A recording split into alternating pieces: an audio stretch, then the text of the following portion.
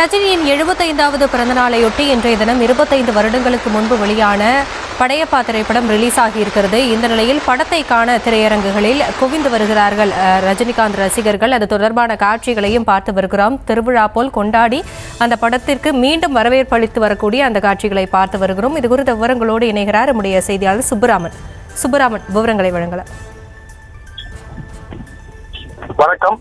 தமிழ் திரையுலகில் super star என்று அழைக்கப்படும் ரஜினிகாந்தின் 75வது பிறந்த நாள் இன்று கொண்டாடப்படுகிறது. இதற்காக தமிழ்நாடு முழுவதும் அவரது ரசிகர்கள் ஏராளமான ஏற்பாடுகளை செய்து கொண்டாடி வருகிறார்கள். குறிப்பாக அவர் நடித்த படையப்பா திரைப்படம் இன்று மறு வெளியீடு செய்யப்பட்டிருக்கிறது. இதற்காக காலையிலே தியேட்டர்களில் குவிந்து அந்த படத்தை 25 ஆண்டுகளுக்கு முன்பாக வெளியான போது எந்த அளவிற்கு கொண்டாட்டத்தில் ஈடுபட்டார்களோ அதே அளவிற்கு கொண்டாட்டத்தை தற்போது அவருடைய ரசிகர்கள் செய்து வருகிறார்கள். குறிப்பாக அந்த படம் ரீரிலீஸ் செய்யப்பட்ட தேதியும் ரஜினிகாந்த் அவர்களுடைய பிறந்த நாளும் ஒரே நாளில் கொண்டாடப்படுவதால் ரசிகர்கள் உற்சாகத்தோடு இந்த படத்தை கொண்டாடி வருகிறார்கள். குறிப்பாக ரஜினிகாந்த் அவர்களுடைய 75வது பிறந்த நாளும் அவர் திரைப்பயணத்தில் 50 ஆண்டுகளை இன்றுடன் நிறைவு செய்திருக்கிறார்.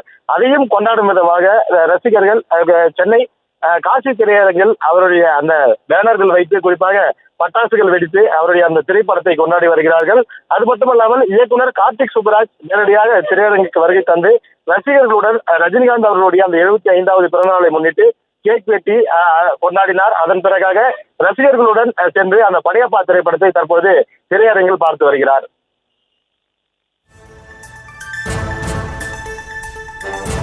விவரங்களுக்கு நன்றி சுப்பராமன்.